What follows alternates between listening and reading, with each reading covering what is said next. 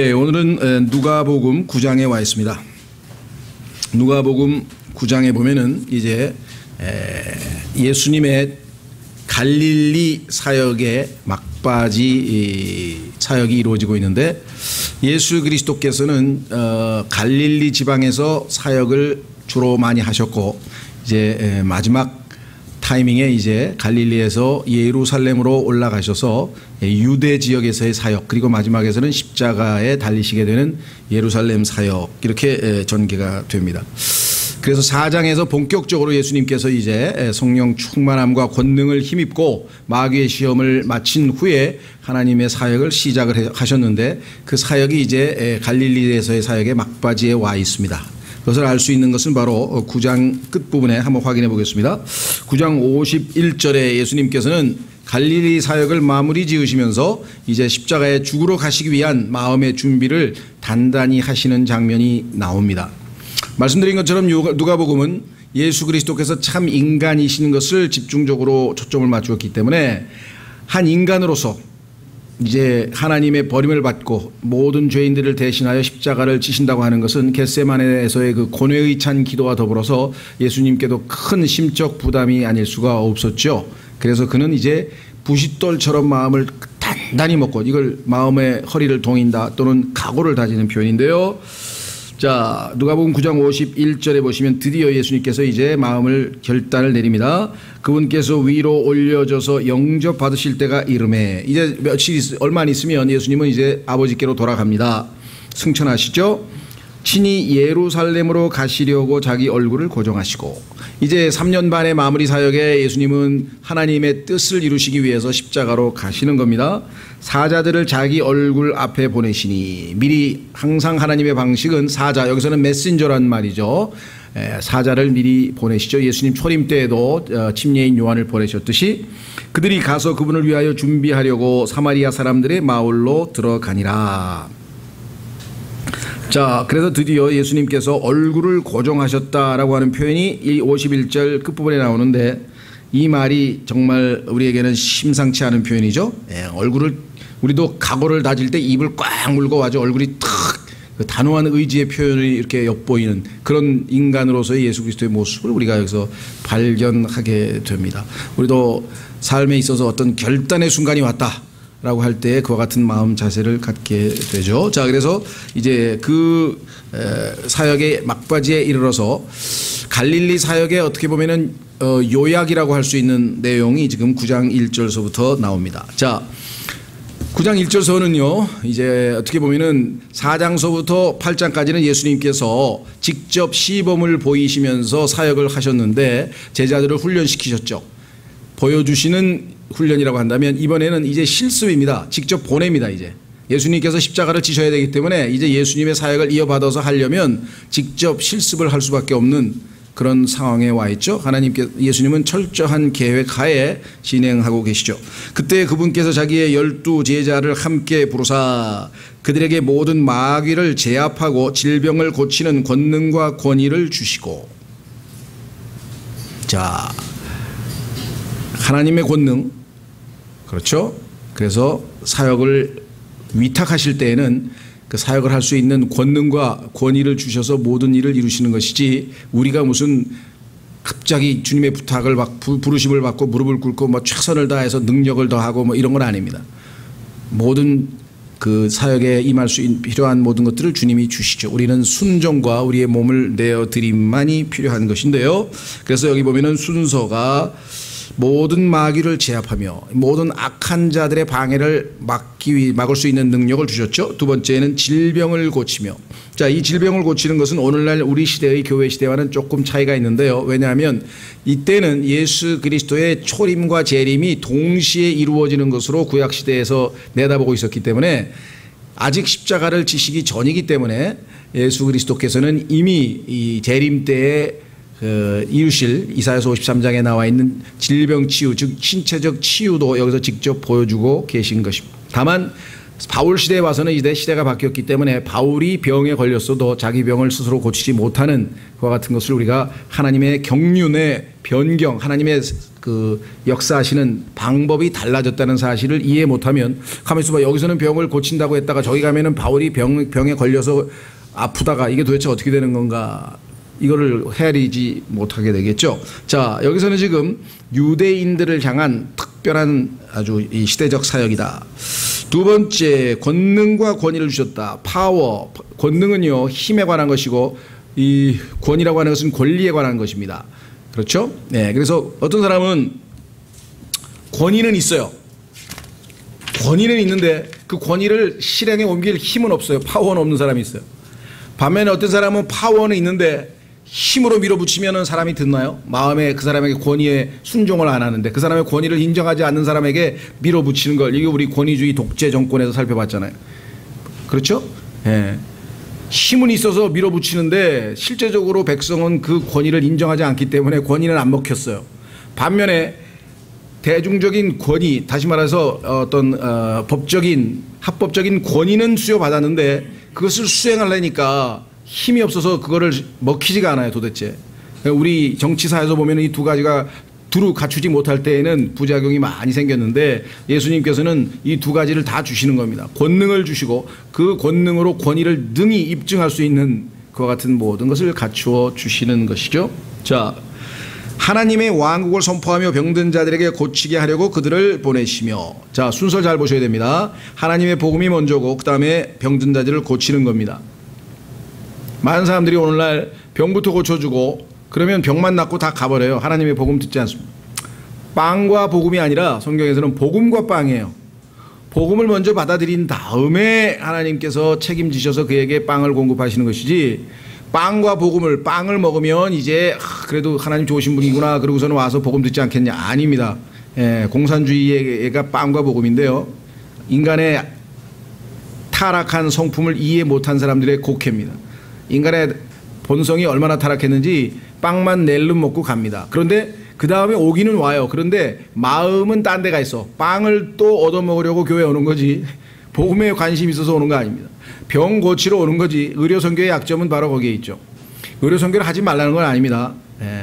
그러나 그것이 그들이 복음을 받을 수 있는 좋은 환경과 마음을 만들어주는 것은 아닙니다. 이걸 조심하셔야 돼요. 우선순위는 아무런 상관없이 오직 하나님 앞에 자신이 죄인임을 발견하고 주님의 사랑을 받고 하나님의 은혜를 받아서 영적인 내적인 치유가 일어난 다음에 그 하나님의 자녀를 때로는 주님께서 먹이시고 입히시고 책임지시는 것이지, 마음을 아직 하나님께 드리지 않은 사람에게 먹이고 입히고 했으니까 이제부터 마음을 내게 다오 그런다고 될 일이 아니라는 것이죠. 여기서 많은 사람들이 우를 범하고 영적인 분별력이 없이 행동한 것을 보게 됩니다.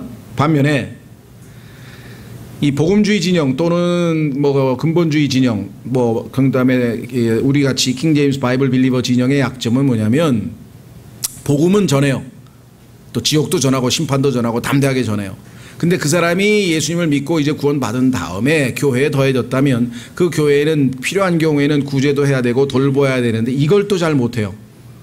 이걸 잘 못하니, 그래서 참 인간은 균형 잡히기가 너무 어려운 것 같아요. 대부분 자기 성향에 따라서 한쪽으로 치우치는 것이 매우 안타깝죠. 그러나 주님은 권능만 주시는 게 아니라 권위를 주시고 우선순위를 정확하게 지켜서 하나님의 복음부터 전파하고 그 다음에 아픈 사람 고쳐라. 이거 얼마나 정말 균형 잡히시고 지혜로우신 분이신가. 그래서 우리는 이 예수님을 보면서 정말 뭐 세상적인 표현으로 반할 수밖에 없는 겁니다. 끌릴 수밖에 없어요. 참 어떻게 이런 분이 계실까. 그래서 예수 그리스도의 이름 중에 하나가 원더풀이라. 이게 원더풀. 예수님의 행동 하나와 처신 하나하나와 방식 하나하나를 보면서 그냥 우리가 그냥 입을 벌리고 놀랄 수밖에 없는, 참 놀랍다. 그래서 아마 예수님의 이름이 그 놀라우신 분이신 것 같은데요. 자, 그래서 3절, 누가복음 9장 3절, 그들에게 이르시되 여행을 위하여 아무것도 취하지 말라. 지팡이들이나 진보다리나 빵이나 돈도 취하지 말고 덧옷도 2벌 취하지 말라. 이 얘기는 뭐냐면요, 그냥 가서 굶고 순교하라 이런 뜻이 아니고 하나님께서 여기에 대해서 책임을 지시겠다는 것이죠. 그렇죠? 왜? 하나님께서는요, 이와 같이 영적으로 복음을 전했을 때 그 복음을 수용한 자들이 영적인 축복을 받아서 물질적인 것으로 그들을 섬길 것을 아시기 때문에 하나님에 대한 전적인 신뢰를 가지고 나아가라 이 말이죠. 실제로 신약 성경에도 나오잖아요. 바울이 우리가 영적인 것으로 그들을 섬겼다면 그들이 물질적인 것으로 우리를 섬기는 것이 큰일이냐 이렇게 얘기를 했고, 예루살렘 교회가 복음을 전해줬기 때문에 이방인 교회들이 물질을 거두어서 가뭄과 기근으로 막 고생하는 예루살렘에게 헌금을 보내서 바울이 그걸 들고 가서 전달해 주는 것을 우리가 성경에서 보게 되잖아요. 그렇죠? 따라서 이것이 오늘날에도 그대로 적용되느냐, 그렇지는 않습니다. 예를 들면 누가복음 22장에 가면은요, 예수님의 십자가 사건 이후에 교회 시대로 넘어가면 이제 준비를 잘 갖추어서 전도 여행을, 복음 전도를 하라고 되어 있습니다. 자, 누가복음 22장으로 가보십시오. 성경 한 구절만 딱 듣고 그대로 한다. 나는 물론 뭐 우리 교회도 보니까 뭐 강기춘 형제님도 인도에 돈 없이 무전 선교 여행을 1년 동안 가면서 기도해서 하나님께서 먹이시고 입히시고 그런 체험을 많이 했고, 그것이 오히려 영적으로 유익했다는 것을 부인하는 건 아닙니다. 그 다음에 또 우리나라의 초창기 복음을 전했던 이 유병원 권신찬의 뭐랄까요, 스승 되실 만한 디교육 선교사도 우리나라에 와서 초창기에 왔을 때는 다 그냥 아무런 돈 없이 저 산골 같은데 복음 전하러 갔을 때 구원받은 사람들이 다 닭 잡아서 먹이고 해가지고 그 간증 들어보면 정말 대단합니다. 아, 하나님께서 정말. 그러나 그런 예외적인 경우가 있을 수 있어요. 없으니까, 실제로 돈이 없으니까. 그러나 준비를 갖추고 가야 될 것을 또한 말씀하셨죠. 한번 확인해 보겠습니다. 누가복음 22장 35절. 누가복음 22장 35절. 또 그들에게 이르시되 내가 너희를 돈 주머니와 짐 보따리와 신도 없이 보냈을 때 너희에게 무슨 부족한 것이 있었느냐? 없었죠. 하나님이 다 채워주셨으니까. 하시니 그들이 이르되 없었나이다 하매, 그때 그분께서 그들에게 이르시되 그러나 이제 돈 주머니가 있는 자는 그것을 취할 것이요 짐 보따리도 그리하고 칼이 없는 자는 자기 옷을 팔아 하나를 살지어다. 이제 왜 그렇습니까? 예수 그리스도께서 승천하시고 이제 이 지상에서는 예수님이 다시 하늘 왕국과 하나님의 왕국을 다시 세우시기 위해서 오실 때까지는 이제 교회에 박해가 있고, 이 시대는 십자가를 지고 주님을 따르는 시대라는 것이죠. 그런 것을 염두에 두고 미리 준비시키고 계십니다. 다시 돌아오십니다. 누가복음 9장, 예수 그리스도께서 제자들의 훈련을 시키신 후에 그야말로 가장 중요한 실습을 시키고 있습니다. 실제적으로 가서 어떻게 한 준비를 갖추고 어떻게 해서 복음과 치유를 하라 이렇게 했죠. 4절, 너희가 어느 집에 들어가든지 거기에 머물다가 거기서 떠나라. 이 말씀대로 순종하니까 어느 집에 가든지 다 머물다 가시라고 했단 말이죠. 그 다음에 5절, 누구든지 너희를 받아들이려 하지 아니하거든 너희가 그 도시에서 나갈 때 너희 발에서 그 먼지를 떨어버려 그들을 대적할 증거로 삼으라 하시니. 복음을 전했는데 안 받아들일 경우는 어떨 거냐? 그럴 때는 뭐 그 사람들하고 싸우거나 다투거나 논쟁할 필요가 없이 하나님을 거역하는 자에게는 먼지를 떨어서 너희는 스스로 거역하였느니라, 너희 스스로 거부하였느니라고 하는 것은 그 증거를 그들에게 제시하고 떠나는 거죠. 그렇죠? 오늘날은 이렇게까지 할 필요가 없죠. 당연히 우리가 복음 전하지 않는 사람에게는 다음 기회를 그래서 받아들이고 들을 사람들에게 가면 되는 것이지 거기서 논쟁할 필요가 없다는 거예요. 다만 유대인들의 경우에는 이와 같이 하나님을 대적할 경우에는 항상 하나님을 받아들일 때는 축복, 거부할 때는 저주라고 하는 기본 원칙이 항상 깔려 있기 때문에 여기서도 그것이 그대로 적용됩니다. 그래서 실제적으로 보면은 사도 바울도 바나바와 같이 복음을 전하다가 반대하는 유대인들에게 발에 먼지를 떨어서 너희가 이제 거부했음을 스스로 증명하는도다 하고 떠나버린 장면이 실제로 성경에도 나오죠. 그래서 물론 이것을 가지고 최근에 요즘에는 그러니까 교회 시대에도 이것을 뭐랄까요, 믿음으로 실행을 해서 실제적으로 이루어진 케이스는 간증은 상당히 많습니다. 그러나 그것은 정말 이 시대의 교회 시대에 이렇게 하라고 주님께서 가르쳐 주신 것은 아니에요. 다만 정말 최선을 다해서 열린 마음으로 복음을 전했는데도 만약에 거부한 자들에게는 응당 거기에 대한 대가를 칠 수밖에 없다는 것을 우리가 하나님께서 여러 차례 2000년 교회 역사에서도 많이 보여주고 있다 이거죠. 예를 들면 1800년대 미국의 조지아주에는 한 도시에서 로렌조 다우라고 하는 그 감리교 목사가 아주 이 거리 설교를 지방 순회 설교를 했는데 그 지역 사람들이 아주 맹렬하게 거부를 했습니다. 단 한 사람 그가 묵었던 집 주인만 빼고는 다 엄청나게 박해를 하고 결국은 이 사람이 이제 술을 뭐 이런 것 죄를 지적하니까 결국은 쫓아냈어요. 그 도시에서. 그런데 얼마 후에 남북전쟁이 터져서 북군의 쇼먼 장군이 와가지고 이 지역을 완전 초토화시켰는데 집이 다 파괴되고 다 아주 파괴돼 버렸습니다. 근데 이 로렌조 다우라는 그 복음 전도자가 묵었던 그 집만 그대로 남았어요. 그러니까 이런 간증은 셀 수도 없이 많아요, 실제로. 그렇다고 해서 우리가 이것을 신약시대의 교리로 받아들여서 나도 복음 전하다가 거부하면 에이, 발을 먼지를 떨어야 되겠다. 그거는 아니라는 것이죠. 물론 그것을 믿음으로 실천할 수도 있습니다. 여기서 우리가 적용의 문제와 교리의 문제를 조금 구분하실 줄 알아셨으면 좋겠네요. 자, 그래서 6절 그들이 떠나서 고을들을 두루 다니며 복음을 선포하고 곳곳에서 병을 고치더라. 순서를 잊지 마세요. 예, 영적인 것, 내적인 것이 먼저고 외적인 것은 나중입니다. 그렇죠?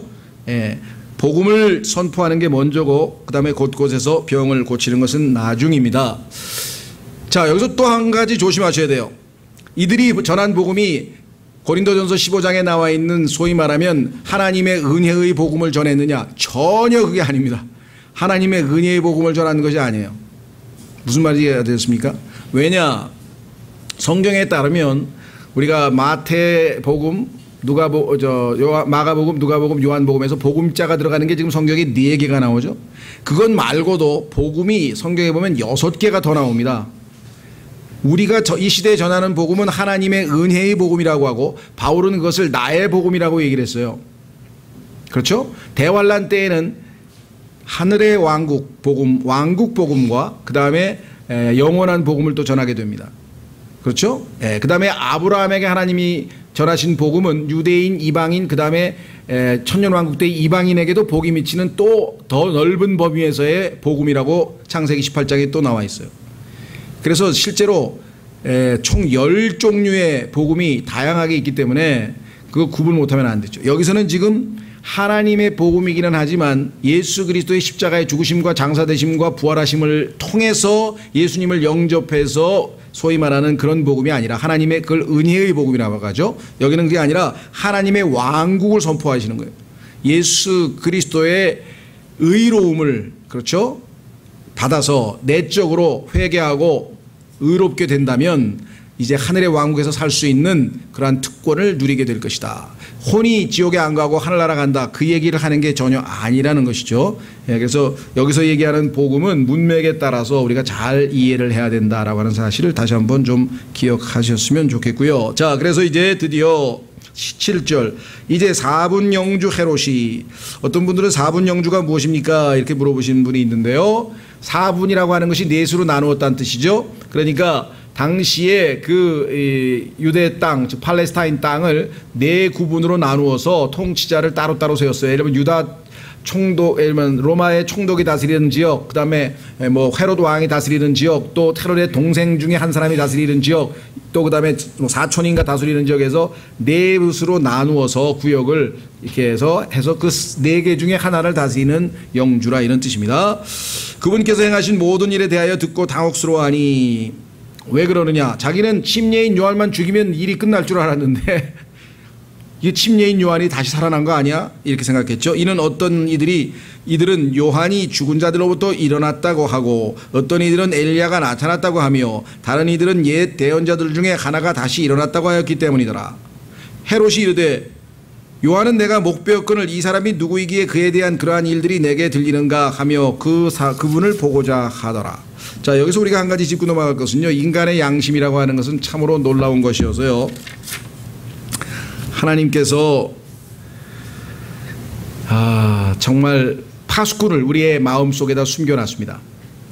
그래서 죄 짓고는 못 살아요.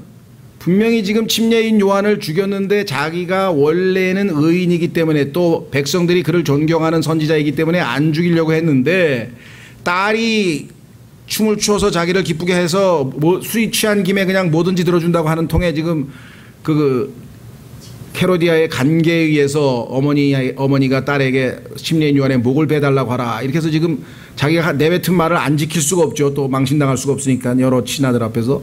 그러고 나서는 양심이 속된 말로 캥기는 거예요. 야, 이거 내가 하나님 앞에 의로운 자를 죽였으니 이거 뭐 언젠가 내가 이거 하나님 앞에 벌 받는 거 아닌가. 아니나 다를까 지금 예수님이 나타나서 막 기적을 베풀고 예수님의 제자들이 막 마귀들을 제압하고 병을 고치고 막 곳곳에서 들려오는 소문을 들으니까 이제 불안해지기 시작하는 거예요. 그렇죠? 예. 여러분들 요셉의 형들도 마찬가지죠. 딱 해서 이상한 일들이 자꾸 일어나니까 아이고 우리가 동생 팔아먹은 거에 대해서 하나님이 이걸 우리 죄를 드디어 벌 주시는가 보다. 그렇죠? 예. 떳떳한 사람은 뭐 길 가는데 경찰을 봐도 아무렇지도 않은데 뭔가 죄를 지은 사람은 경찰을 안 보려고 저쪽으로 빙빙 돌아다니. 전화만 오면 그냥 벌쩍 깜짝깜짝 놀라. 아이고 이거 나 잡으러 오는 거 아닌가. 그래서 인간의 양심 하나님께서 그나마 주신 어떻게 보면 파수꾼인 것 같아요. 자, 그래서 여기 보시면 누굽니까? 양심이 마비된 한 인간의 모습을 적나라하게 보여주는 것이 바로 이 장면인 것 같습니다. 그렇죠? 네. 자, 10절서부터 17절까지의 내용은 뭐냐? 그 유명한 오병이어의 기적인데요. 오병이어의 기적. 그 앞서 한번 앞부분을 살펴보도록 하겠습니다. 10절 사도들이 돌아와 자기들이 행한 모든 것을 그분에게 아뢰매. 마귀들도 우리에게 압도당하고 그냥 굉장합니다. 막 복음만 전하면 그냥 회개하고 뭐 어마어마한 역사가 일어났습니다. 이랬겠죠. 실제적으로 보면 미국에서도 7번에 걸친 대각성 운동이라고 해서 Seven Great Awakenings라는 사건들이 미국 역사에 엄청나게 일어났고요. 영국의 명예혁명도 마찬가지입니다. 프랑스는 자유평등 박애라고 하는 소위 말하면 인본주의 사상을 가지고 피비린내라는 프랑스 혁명을 겪었지만 영국은 웨슬리의 이 복음을 통해서 명예혁명이라고 해서 피 흘리지 않고 아주 이 복음을 통해서 사회가 변혁되는 역사를 겪었습니다. 그런데 자 엄청난 역사를 보고 제자들이 와서 얼마나 주님 앞에서 또 자랑을 했겠습니까? 뭐 굉장했어요 했겠죠. 여기서 주님의 지혜로운 방식은 뭐냐? 들떠있는 이들에게 그걸 가지고 기뻐할 필요 없다는 거예요. 여기 지금 안 나오지만 여러분들 다른 복음서에 보면은 그게 기뻐할 이유가 아니다. 이게 그건 하나님께서 너희를 통해서 일하신 거고 진짜 기뻐하는 것은 너의 이름이 하늘에 기록되어서 구원받아서 하나님의 책에 하늘에 너희 이름이 기록된 것으로 인하여 기뻐하라 그랬죠. 기뻐할 건 따로 있는 것이죠. 예. 자, 그래서 은밀히 밧세다라고 하는 도시에 속한 외딴 곳으로 가시니라. 사람들이 찾아와서 당신 제자들 선생님 제자들 굉장하던데요 하고 막 그러면 이제 점점 교만해져 가지고 어떻게 되겠습니까? 뭐 빗나갈 건 뭐 뻔한 얘기죠. 높이 올라갈수록 추락은 깊은 곳으로 추락하는 거죠. 올라갈수록 너무나 많은 하나님의 일꾼들이 이런 이 참 그 하나님의 위대한 사역이 마치 자기가 뭘 한 것처럼 착각을 해가지고 주변 사람들이 자꾸 막 칭찬하고 막 이런 것에 교만하게 돼서 결국은 몰락한 경우가 2000년 교회사에 셀 수도 없이 많다는 사실을 우리는 너무나 잘 알죠. 주님은 지혜롭게 그들을 한적한 곳으로 데려가서 쉬도록 이렇게 배려하셨죠. 자, 그러나 사람들이 알고 가만두질 않았습니다. 11절 사람들이 그것을 알고 그분을 따라오매 그분께서 그들을 받아들이사 가서 마음을 가라앉히고 이제 주님과 휴식을 했지만 그것은 잠시뿐 다시 또 마음을 동이고 주님을 섬겨야 되겠죠. 하나님의 왕국에 대하여 그들에게 말씀하시고 병 고침을 받아야 할 자들을 고치더라. 항상 왕국이 먼저고 즉 내적인 것. 왜? 하나님의 왕국은 성경에 뭐라고 기록되어 있습니까? 한번 확인해 보겠습니다. 로마서 14장. 로마서 14장에 가면은 하나님의 왕국에 대한 정의가 내려져 있어요. 하나님의 왕국은 외적인 종교적인 의식이 아니라 내적인 거라. 이게 내적 속에서 일어나는 겁니다. 성령께서 우리 안에 들어오시면 이루어지는 것이 하나님의 왕국이에요. 그러니까 내적인 것입니다. 그래서 다른 사람은 볼 수가 없어요. 하나님만 우리의 속마음을 들여다보니까. 로마서 14장 17절 로마서 14장 17절 하나님의 왕국은 먹는 것과 마시는 것이 아니요. 그러면 하나님의 왕국에 사는 여러분과 저는 먹지도 말고 마시지도 말란 얘기냐? 그게 아니고 먹는 것 마시는 것처럼 외적으로 보이는 것이 아니라 초점이 그것이 아니고 그럼 뭐냐? 여기 나와 있는 것처럼 오직 성령님 안에서 의와 화평과 기쁨이니라.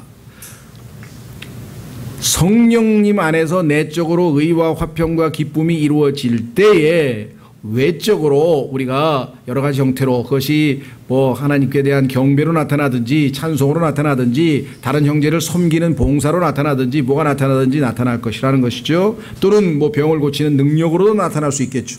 자, 다시 돌아오셔서 그래서 주님은 하나님의 왕국에 대한 것이 먼저요. 그 다음에 병 고침을 받아야 될 뜻을 고치셨다라고 되어 있습니다. 12절 날이 저물기 시작할 때 12사도가 나와 그분께 이르되 무리를 보내어 그들이 고을들과 주변 지역에 들어가 묵으며 양식을 얻게 하소서. 우리는 여기 외딴 곳에 있나이다 하거늘. 자, 이 소위 말하는 오병이어의 기적이라 하죠. 오병 하니까 병이 이게 한문이 돼가지고 떡병자에 떡병자. 그죠? 오병 그러니까 무슨 병이 5개인가 무슨 소리인가. 특히 요즘 시대에 한문을 안 배운 사람들은 오병이어의 기적이라니까 어짜도 이제 고기어는 좀 그래도 심심찮게 보는데 어시장이라든가 병이 이게 뭔 병이냐. 떡병자야 떡병자. 근데 사실은 빵이지 떡이 아니잖아 사실 이게 또.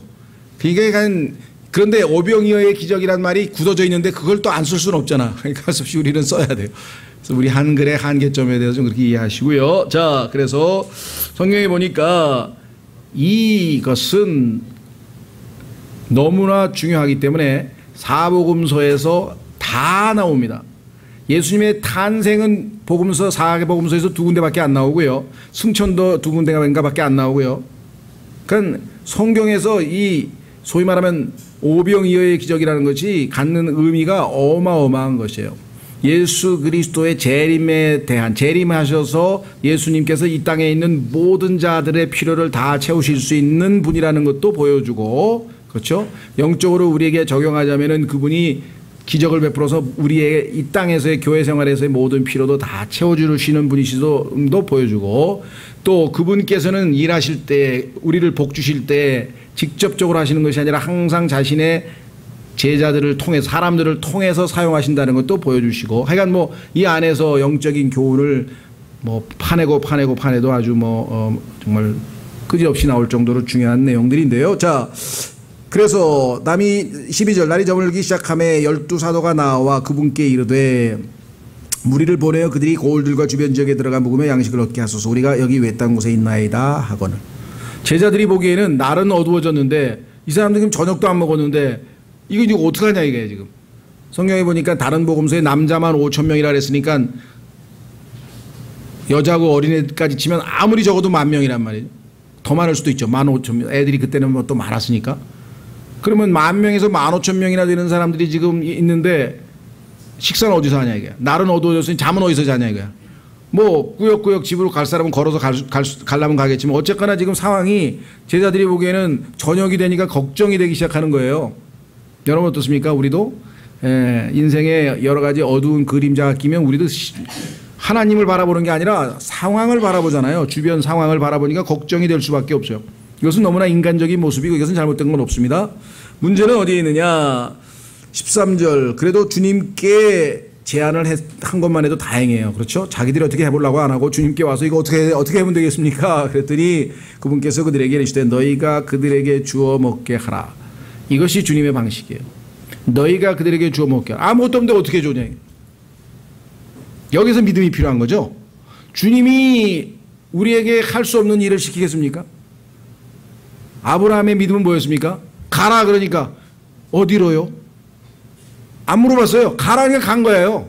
가다 보니까 인도해 주시는 거예요. 그러니까 많은 사람들이 어디로요? 정해놓고 그걸 알려주시면 가겠다 그래 그럼 못 가는 거예요. 예수 그리스도 정말 믿으라 이거야. 믿고 나니까 그 이후에 신앙생활이 한 걸음 한 걸음 인도하시는 거지. 나는 창세기부터 계시록까지 그냥 궁금한 거 모든 걸 다 할 때까지는 못 믿는다.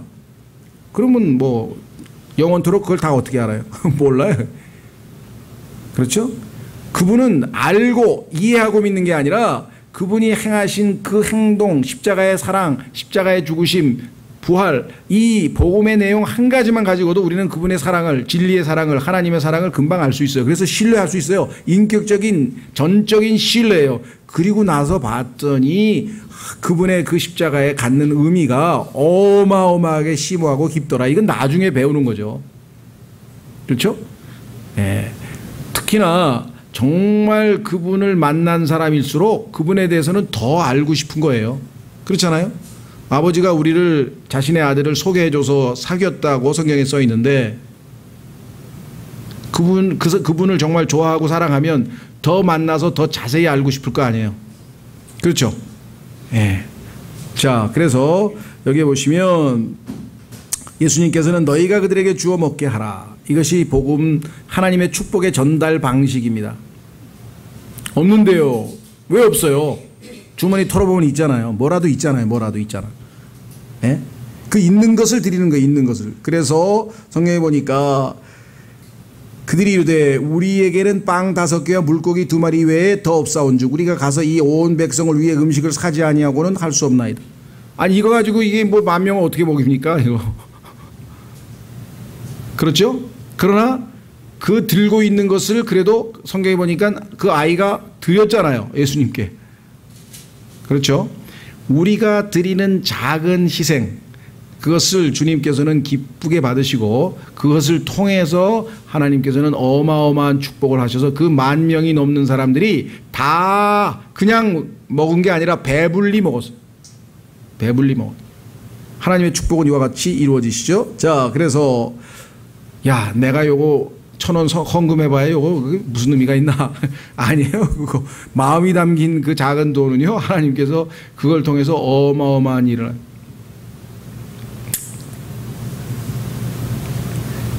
저희가 별것 아닌 것 같지만요, 사람들이 그 교회가 보니까 어떻게 그 60여 권이 지금 벌써 한 60여 권이 되는 소책자까지 포함해서 책들을 냈는데 이 교회가 그렇게 낼 수 있을 만한 그보다 더 큰 교회도 그런 거 잘 안 하던데요. 우리는 있는 것 작은 것부터 그냥 하는 거예요. 소책자 1개. 그렇죠? 그 다음에 뭐 주어진 예산 범위 내에서 또 1개. 1개. 근데 그것을 읽고 그 가치를 인정하고 이 사역이 지속됐으면 좋겠다고 판단한 사람들이 계속해서 헌금을 한 거예요. 네, 오늘도 누가 오클라호마에서 300불을 보냈는데 책 읽고 지난번에도 3,000불 보냈죠. 그 다음에도 2,000불 보냈죠. 네. 우리가 그다음 요구한 거 하나도 없어요. 본인들이 보고 이 사역이 지속됐으면 좋겠다. 더 많은 사람들이 좋은 책을 읽었으면 좋겠다. 하나님은 그와 같은 방식으로 제가 일부러 배운 건 아닙니다. 거저 받았으니 거저 주라는 말씀에 따라서 우리가 줄 수 있는 대로 주는 것이 더 복되다 그랬으니까 우리는 주려고 노력했을 뿐인데 미국서도 그런 간증이 많아요. 제임스 낙스 형제 교회 같은 경우도 교회에 오면은 무료로 가져갈 수 있는 책자나 CD를 쫙 이렇게 배치해 놨습니다. 하루는 여행객이 이렇게 운전하고 지나가다가 들어와서 쭉 뭐 CD 한 10장하고 그다음에 이렇게 해서 이렇게 뽑아가지고 카세트 테이프하고 이렇게 해서 이제 얼마입니까? 그랬더니 그냥 가져가세요. 전 사고 싶습니다. 여기는 파는 게 아니라 필요한 만큼 가져가서 여행 중에 운전하면서 테이프 듣고 가려고 이제 설교 들으면서 가려고 한 여행객이었어요. 그냥 가져가시라고요. 그랬더니 알았습니다. 그리고 가져갔어. 근데 실제로 가져간 거는 40불 정도 가져갔어. 그런데 헌금통에는 100불을 집어넣고 갔다. 근데 헌금하라는 소리도 안 했어. 이게 하나님의 방식이에요. 하나님의 방식은 사람이 감동을 받아 자발적으로 사랑을 하고 이게 보기에 아름답잖아요. 그렇죠? 네. 물론 어떤 사람은 그런 사람 말고 그냥 이게 웬 떡이야 하고 그냥 공짜로 가져간 사람도 있을 거 아닙니까? 있죠. 왜 없어요? 우리 교회도 많아요. 공짜로 좋아해요. 그러나 그 사람이 나중에 능력이 됐을 때 얼마든지 더 큰 사역을 또 합니다. 그렇죠? 네. 그리고 그 사람은 지금 현재 책은 읽고 싶은데 오늘도 어떤 분이 참 우선 책은 먼저 보고 싶으니까 먼저 읽고 조금 돈 천천히 생길 때 한 20일 있다가 해도 되겠습니까? 얼마든지 그렇게 하시라고. 네. 하나님은 조그만 거를 먼저 드렸죠. 그래서 자 14절 이런 그들이 5천 여기 나왔네. 5,000명쯤의 남자들이었기 때문이다. 남자가 5,000명. 그분께서 자기 제자들에게 이르시되 그들을 50명씩 무리지어 앉히라 하시니. 참 질서정연하게 일을 처리하시죠. 그렇죠? 예. 그런데요, 여기 보니까 그 음식을 50명 단위로 탁탁 나눠주는데, 그러니까 1인당 12 곱하기, 그러니까 10,000명이라 그러면 12,000명이라 그러면은 12명의 제자가 있으니까 한 사람당 1,000명을 담당했을 거 아니에요. 그러면 1,000명이면은 50개로 그룹이 20개 아니에요. 그러면 이 제자들이 그 20개의 그룹에게 음식을 전달했을 거 아니에요. 그렇죠? 예, 뭐 소동이 일어났다는 얘기도 없고, 뭐 난장판이 일어나 서로 먼저 먹으려고 싸웠다는 얘기도 없고, 보면은 정말 너무나 아름다운 그런 모습으로 이루어진 것 같아요. 자, 그래서 제자들이 그렇게 하여 그들을 다 앉히매 이에 그분께서 빵 5개와 물고기 2마리를 취하사. 주님의 손에 놓이면 항상 기적이 일어나게 돼 있어요. 주님의 손에 놓이면 하늘을 우러러 보시며 하나님께서 축복하시죠. 그것들을 축복하시고, 순서가 정확하죠.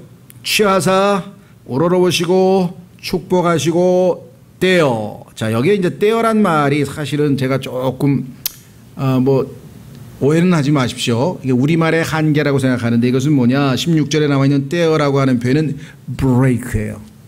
쪼갰다 이게, 부서뜨렸다 이게. 여러분들, 하나님이 너무 크시기 때문에요, 우리에게 영적인 음식으로 우리에게 들어오려면 잘게 부서지지 아니하면 우리에게 소화될 수. 너무 위대하시고 너무너무 막 엄청난 하나님은, 그렇죠. 우리도 좀 큰 음식은 어른이 돼서 먹지. 예를 들면 갈비찜 이만한 거, 큰 거, 주먹만한 거 입으로 들어가려면 어른이 돼서야 먹지. 작은 애들은 다 그거를 뭐라 그러나요? 뭐 고기를 발라준다 그러나, 그러니까 쫙 조그맣게 먹기 좋게 해줘야 되잖아요. 그렇죠? 영적으로 보자면 여러분과 제가 부서져서 다른 사람들에게 좋은 영적 양식으로 제공되려면 그게 전제되지 않으면 절대로 다른 사람 섬길 수가 없습니다. 부서진 사람만을 들어서 다른 사람들에게 축복의 통로로 쓰시는 것이 하나님의 방식이에요. 하나님은 항상 그분의 손에 들어가는 것은 다 뭐예요? 잘게 브레이크, 쪼개요. 우리 주에 만찬할 때 쪼개가지고 달게 다 놀아먹듯이 항상 하나님의 방식이 이런 방식이라는 것이죠. 그러니까 자기 자신을 주님께 내어드려서 그분 앞에서 십자가를 지고 부서짐이라고 하는 과정을 거쳐야, 그렇죠? 심지어는요, 빵을 만들 때에는 이 밀가루, 밀가루 밀을 빻잖아요. 근데 그걸 곱게 빻아요. 그래서 성경에서 보니까 고운 밀가루라 그래서, 아주 밀가루도 고운 거 아시죠? 거칠지 않고 고운 밀가루가 돼서, 그렇게 될 때 빵 만들기가 좋듯이 우리의 삶도 주님에게 그와 같은 십자가의 훈련을 통해서 잘 부서진 사람들, 그런 사람들을 쓰시는 거죠. 그래서 제자들에게 주사 무리 앞에 놓게 하시니 그들이 다 먹고 다 배를 채우고는, 항상 하나님은 충만하게 하시는 분이시고, 플러스 알파 여기 나와 있죠. 자기들에게 남은 조각을, 항상 남아요. 모자라는 법이 없어요. 남은 조각을 12바구니나 거두었더라. 자, 실제적으로 하나님의 그 충만하신 모든 역사를 보면은요, 성경에 보니까 하나님은 모든 것을 넘치도록 채우시는 분입니다. 자, 한번 우선 몇 군데를 찾아보죠. 에베소서 3장. 에베소서 3장. 여러분과 제가 기도할 때 기도 응답을 어떤 방식으로 하시는가 한번 보십시오.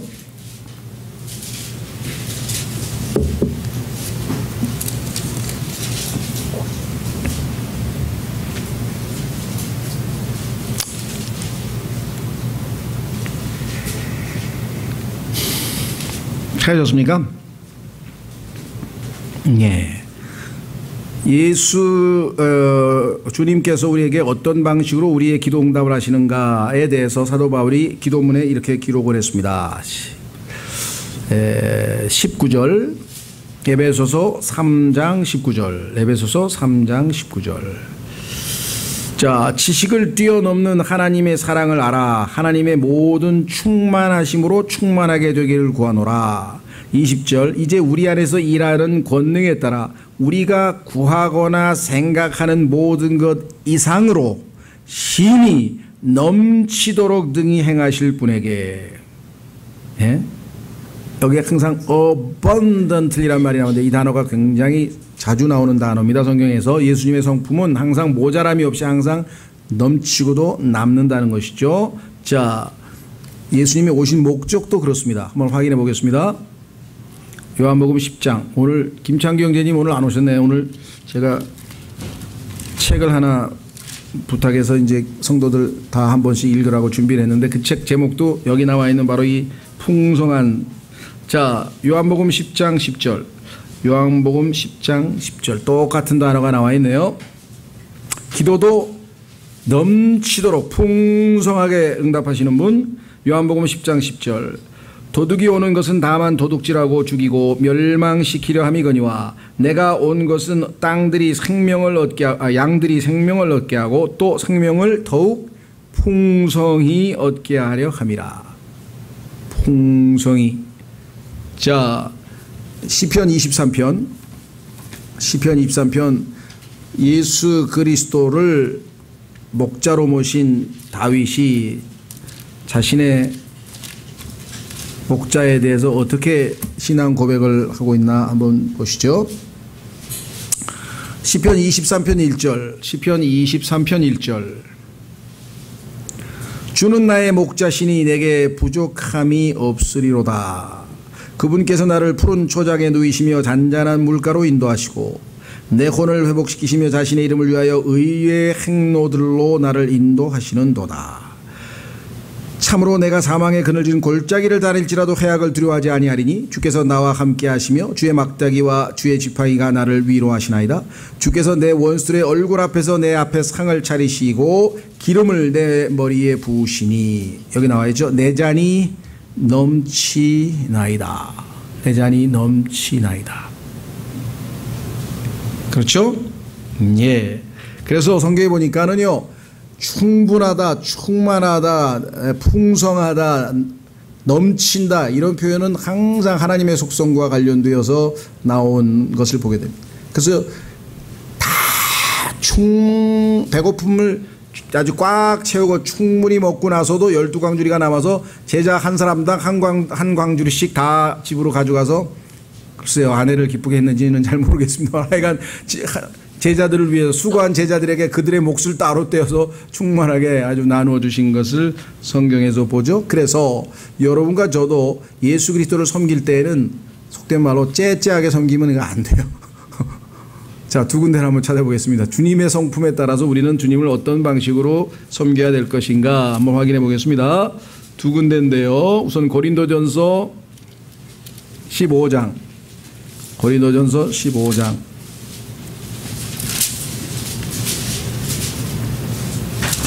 58절. 고린도전서 15장 58절.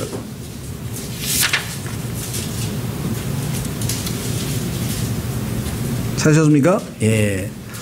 고린도전서 15장 58절. 그러므로 내 형제들아, 부활하신 주님이 계시니까 우리는 어떻게 되겠느냐?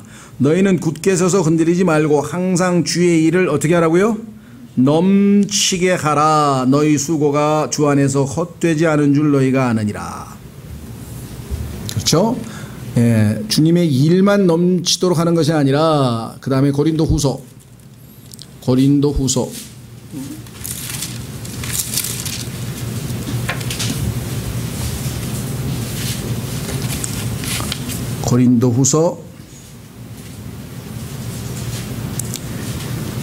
6절서부터 시작해서 소위 말하면 우리가 하나님께 바치는 헌금의 원리가 성경에 나와 있습니다. 고린도후서 9장, 죄송합니다. 고린도후서 9장에 보시면 6절서부터 15절까지 우리가 하나님께 물질을 바칠 때의 마음 자세가 나와 있어요. 하나님께서 어떤 자세로 임할 때에 복을 주시는가. 6절. 다만 내가 말하려는 것은 바는 이것이니 곧 인색하게 뿌리는 자와 나는 또한 인색하게 거둘 것이요 풍성하게 뿌리는 자는 또한 풍성하게 거두리라는 것이라. 저마다 자기 마음속에 정한 대로 낼 것이요 마지못해 하거나 억지로 하지 말지니 하나님은 즐거이 내는 자를 사랑하시느니라. 내면서 cheerful, 아깝다라든가, 이거면 나는 뭘 먹고 살지라든가, 이럴 때에는 잠시 멈췄다가 나중에 천천히 내시고요. 기도하고. 왜? cheerful, 어떻게 하다가 하나님께서 내가 하나님께 뭔가를 드릴 수 있는 이 기쁨을, 이 특권을 나에게 주셨구나. 너무나 감사하다. 그런 마음으로 낼 때 액수가 문제가 아니라 그런 자세를 하나님께서 기뻐 받으신다. 그렇죠? 8절. 하나님께서 능히 모든 은혜를 너에게 넘치게 하시나이. 보세요. 모든 은혜를 넘치게 한다고 또 나와 있잖아. 하나님 하여간 넘치게 하시는 분이라니까요. 이것은 너희가 항상 모든 일에서 모든 것이 넉넉하기를 원하셔요. 모든 선한 일을 풍성히 하게 하려 하심이라.